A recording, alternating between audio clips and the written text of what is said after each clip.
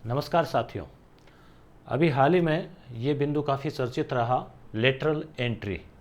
आपने ज़रूर ये न्यूज़ सुनी होगी कि सरकार जो है लेटरल एंट्री के तहत सीधी भर्ती कर रही है और फिर इसका विरोध हुआ और फिर इसको वापस जो है वो रद्द करना पड़ा।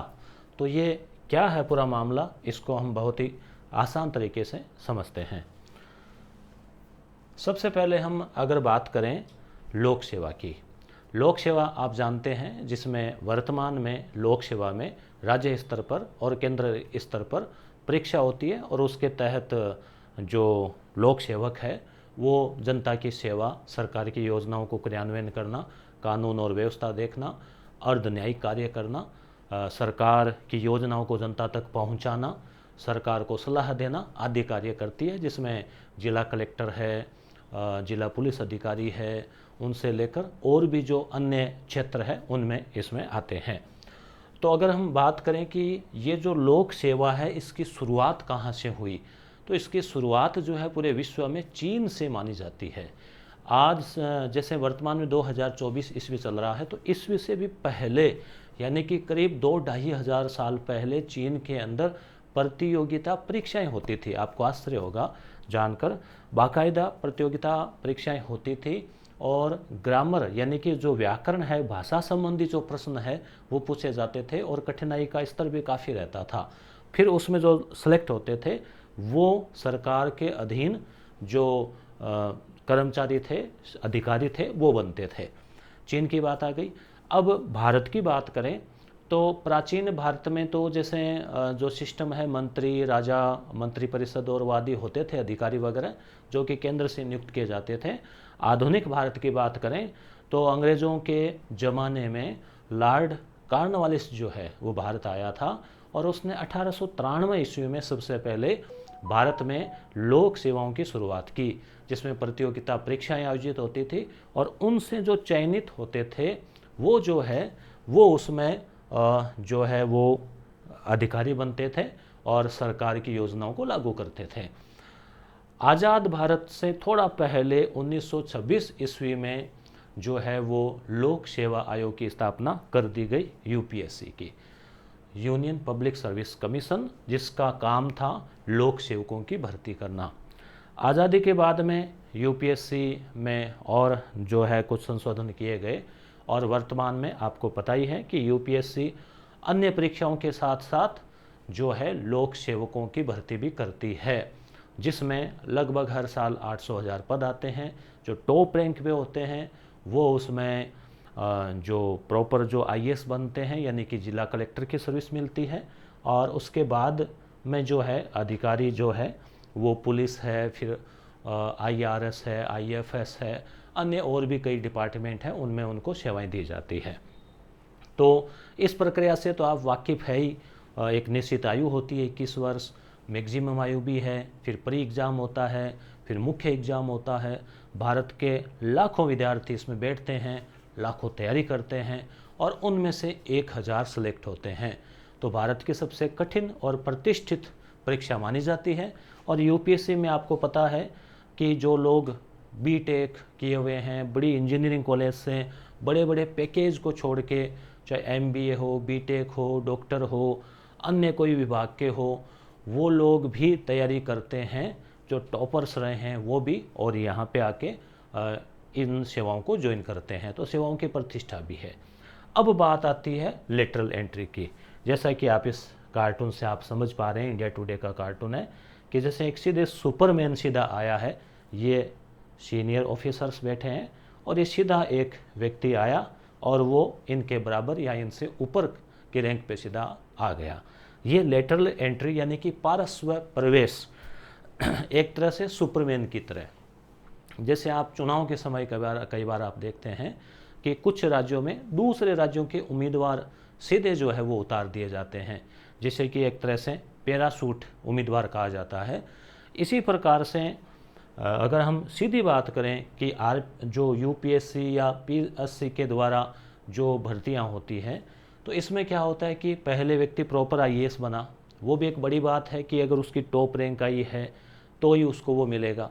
फिर वो कई साल कलेक्टर रहेगा उसके बाद में उनका प्रमोशन होगा या अनुभव होगा, उसके आधार पे उनको आगे जो है जैसे सचिव है या फिर उनको संयुक्त सचिव है या फिर किसी निदेशालय में निदेशक है, जैसे हम राजस्थान की बात करें तो शिक्षा निदेशक का जो पद है, तो ये नहीं है कि कोई आईएएस बनते ही उसको लगा दिया जाएगा, कुछ उसका अनुभव हो जाएगा तब उसको वहाँ लगाया जाएगा।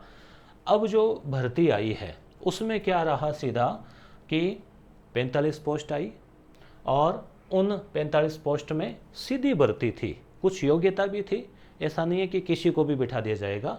न्यूनतम आयु 40 वर्ष रखी गई और संबंधित पद हेतु विशेष योग्यता, मान लीजिए जैसे सेमीकंडक्टर डिपार्टमेंट है, अर्धचालक अलग से ही, इलेक्ट्रिसिटी का कोई है, एआई का कोई है, रोबोटिक्स का कोई है, तो उस विभाग से संबंधित डिग्री भी उसमें मांगी है, उससे संबंधित अनुभव भी उसमें मांगा है और साथ ही साथ न्यूनतम आयु 40 वर्ष उसमें मांगी गई है और सभी को इसमें अवसर था। इसमें यह नहीं था कि कोई आरक्षित पद थे, जैसे पोस्ट ही अलग अलग 45 पोस्ट है जिसमें से 25-26 विभाग थे, तो प्रत्येक विभाग में 2 या 3 पोस्ट थी और कोई भी व्यक्ति आवेदन कर सकता है। परंतु दिक्कत यहाँ ये थी कि आरक्षण नहीं था, यानी अनारक्षित है। इंटरव्यू बोर्ड जो है यूपीएससी इंटरव्यू लेगा और अगर उसको लगता है कि भाई किसी भी व्यक्ति को जो आए हैं उनमें से वो चयन कर सकती है, तो वहाँ आरक्षण नहीं था, यानी कि सभी के लिए खुला मार्ग था। तो इसके दोनों ही पक्ष है, जिसमें योग्यता वो आगे आ जाएगा, परंतु यहाँ पे आरक्षण नहीं होने से जो वंचित वर्ग है उनको लाभ भी नहीं मिलेगा, ये भी यहाँ नुकसान हो रहा था। तो यहाँ पे जो है ये अवधारणा कहाँ से आई लेटरल एंट्री की, अगर इसकी बात करें तो वैसे तो जैसे मनमोहन सिंह प्रधानमंत्री रहे हैं, उनका भी सीधा पार्श्व प्रवेश जो है वो ही माना गया है, और भी कई पदाधिकारी रहे हैं, मगर समय समय पर सरकार प्रशासनिक सुधार आयोग गठन करती है। पहला प्रशासनिक सुधार आयोग 1966 के आसपास था। 2005 में द्वितीय प्रशासनिक सुधार आयोग ARC जो है वो गठित किया गया था वीरप्पा मोइली की अध्यक्षता में। उस समय मनमोहन सिंह जी प्रधानमंत्री थे, यूपीए की सरकार थी।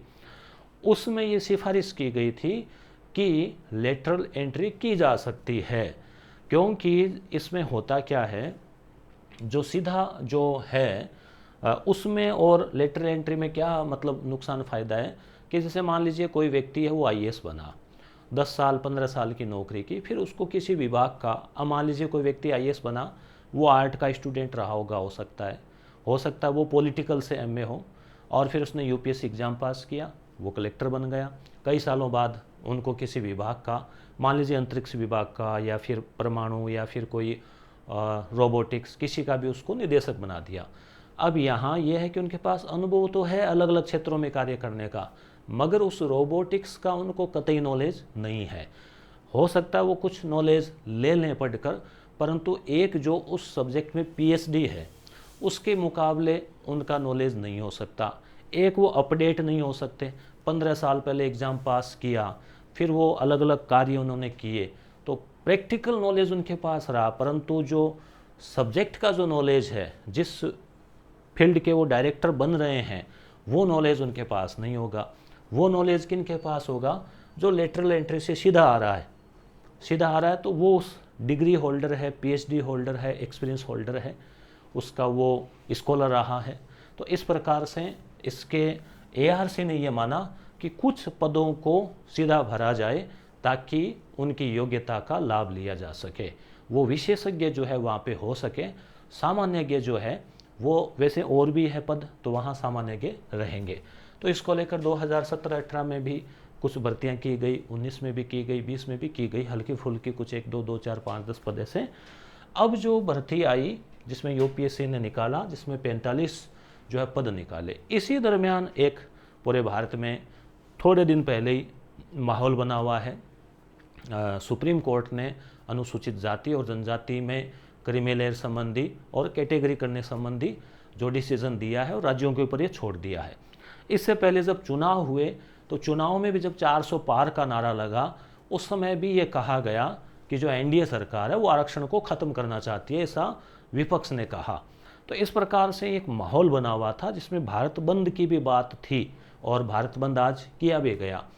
इसी से एक दिन पहले 2 दिन पहले जब ये मुद्दा आता है कि भाई यहाँ पे जो है रिजर्वेशन नहीं किया जा रहा है, 45 पोस्ट है और 45 पोस्ट में किसी प्रकार का SC ST OBC EWS आदि आरक्षण नहीं है, इसका मतलब सरकार जो है वो आरक्षण को ख़त्म करना चाहती है। इस प्रकार के मुद्दे जो है वो विपक्ष के द्वारा इसको उठाया गया, कहा गया, तो तुरंत ही जो है फिर UPSC ने इस भर्ती को जो रद्द करने का जो फैसला है वो आप देख पा रहे हैं कि ये सीधा कर दिया। अब इसमें बात आती है आगे कि भाई ये जो है क्या था, थोड़ा सा इसको समझ लीजिए। जैसे इसमें अलग अलग पद थे, ये नोटिफिकेशन है जॉइंट सेक्रेटरी, संयुक्त सचिव। वैसे बहुत बड़ी पोस्ट होती है, एक IAS को कई सालों के अनुभव के बाद ये पोस्ट मिलती है। यहाँ पे ये सीधे मिल रही थी। किसको मिल रही थी ये? इसमें जो सिविल सर्विस सर्वेंट है वो भी आ सकते हैं इंटरव्यू देने, आम भी कोई व्यक्ति जा सकता है अगर उसके पास ये योग्यता है जो यहाँ पे बताई गई थी। जैसे यहाँ पे ये तो पोस्ट है, 45 पोस्ट है और अलग अलग विभागों में है, तो प्रत्येक विभाग में 2-3 ऐसे पोस्ट थी। दूसरा पद था डायरेक्टर या डिप्टी सेक्रेटरी और 1-2 पद इसमें और थे। तो अब यहाँ पे जैसे आरक्षण क्यों नहीं रखा गया इसमें, उसका कारण ये था कि कुल 45 पोस्ट है और प्रत्येक विभाग में 1 या 2 ही पोस्ट है। तो आरक्षण के लिए आपको पता है कि प्रत्येक वर्ग को कम से कम 1 सीट तो होगी। तो अगर कैटेगरी के हिसाब से देखें तो इसका फार्मूला ये बैठता है कि 13 या 14 कि लगभग 13-14 सीट हो, तब वहाँ से आरक्षण का रिजर्वेशन जो है, आरक्षण का जो कैटेगरी वाइज है वो किया जा सकता है। अब मान लीजिए 2 ही पोस्ट है, तो वहाँ फिर SC को कितना देंगे, OBC को कितना देंगे, EWS का कितनी कौन सी सीट देंगे, उसका कोई बैठता नहीं है। तो इसलिए प्रत्येक वर्ग को हो तो उस हिसाब से परसेंटेज के हिसाब से जो है आरक्षण दिया जाता है। तो न्यूनतम जो है 13 पोस्ट अगर उसमें आए तो आरक्षण दिया जा सकता है। तो यहाँ पे लीगली ये हो गया, UPSC ने कहा कि भाई इसमें प्रत्येक विभाग में 2-2, 3-3, 1-1, 2-2 पोस्ट है, तो आरक्षण इसमें हो नहीं सकता।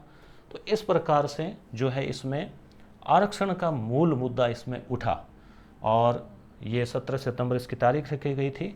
ये आप जैसे एक उदाहरण देख सकते हैं जॉइंट सेक्रेटरी के लिए क्वालिफिकेशन क्या है एजुकेशन में, post graduation degree in technology. Post क्या है? Emerging technologies, ministry of electronics and information technology. अब इस विभाग का जो मुखिया बनने वाला है, जो सचिव बनने वाला है, जॉइंट सेक्रेटरी, संयुक्त सचिव, तो उसके लिए फिर क्या क्या चाहिए? Management, public policy, development study, economics, इनमें से मतलब उसके पास में कुछ हो, एक्सपीरियंस हो 15 वर्ष का इन सब वर्क में, टेक्नोलॉजी वगैरह में, और ये कुछ PhD वगैरह अगर हो, तो निश्चित रूप से यहाँ जो व्यक्ति आने वाला था वो एक सामान्य की तुलना में विशेषज्ञ आने वाला था। परंतु इसके अपने नुकसान, एक तो ये हो गया कि भाई इससे फिर जो आरक्षित वर्ग है, वंचित वर्ग है, वो तो यहाँ कभी पहुँच ही नहीं पाएगा। दूसरा, जो UPSC क्लियर करता है और परी पास किया, उसने एग्ज़ाम तैयारी की, फिर मेंस दिया, इंटरव्यू दिया, कई सालों की अच्छी उसने सेवा दी, फिर उसका प्रमोशन होता है, फिर वो व्यक्ति, वो जो ब्रिलियंट है, वो जो अनुभवी व्यक्ति है, जिनके पास प्रशासन का अनुभव है, वो व्यक्ति यहाँ पहुँचता है, तो उसके हितों पर भी कुठाराघात हो रहा है, उसका मनोबल भी डाउन हो रहा है कि भाई हम तो यहाँ कब पहुँचेंगे, वो तो सीधे ही आ गए। हालांकि उनके पास भी अनुभव मांगा है, परंतु उन्होंने उनकी तुलना में कोई एग्ज़ाम पास नहीं किया ना, तो इसलिए इसमें भी ये जो सामान्य के विशेषज्ञ का फिर इसमें रहेगा। दूसरा एक उदाहरण हम और देख सकते हैं, one post of joint secretary. तो इसके लिए भी एजुकेशन देखो, जैसे BTech है इलेक्ट्रॉनिक्स में, कम्युनिकेशन में, और उसके अलावा 15 साल का एक्सपीरियंस है, और MBA भी अगर हो किसी यूनिवर्सिटी से, जॉब डिस्क्रिप्शन। तो यहाँ पे अब तो चलो ये रद्द ही हो गई, तो यहाँ पे आपके मेरे ख्याल से चीज़ें जो है आपके अच्छे से क्लियर हो गई होगी कि लेटरल एंट्री जो है वो क्या थी और उसको क्यों रद्द किया गया। पारस्व प्रवेश यानी कि सीधे ही बड़े पदों पर किसी कॉरपोरेट क्षेत्र के अनुभवी व्यक्ति को, जो कोई बड़ी कंपनी का CEO वगैरह रह चुका है, डायरेक्टर रह चुका है, उसको, या फिर जैसे मान लीजिए कोई भी डिग्री होल्डर है, उसको साक्षात्कार के थ्रू सीधा उनको बड़े पद पे बिठा दिया जाता है। यहाँ पे गवर्नमेंट भी कोई IAS वगैरह भी दे सकता है इंटरव्यू, परंतु संभावना ये है क्योंकि उसमें 15 साल का अनुभव मांगा है, उससे संबंधित डिग्री मांगी है। तो ऐसा व्यक्ति सामान्य ज्ञ में मिलना मुश्किल है। ऐसा कोई अलग से ही जो है वो विशेषज्ञ वही आएगा। तो फायदा तो था इसमें, परंतु नुकसान भी है इसमें, नेगेटिव पॉइंट भी है। तो सकारात्मक नकारात्मक दोनों पक्ष है। आरक्षण को लेकर सबसे बड़ा इसका विरोध रहा कि भाई जैसे वंचित वर्ग है वो यहाँ नहीं पहुँच पाएंगे। दूसरा, जो तैयारी कर रहे हैं यूपीएससी की लाखों स्टूडेंट, उनके हितों पे कुठाराघात हो रहा है।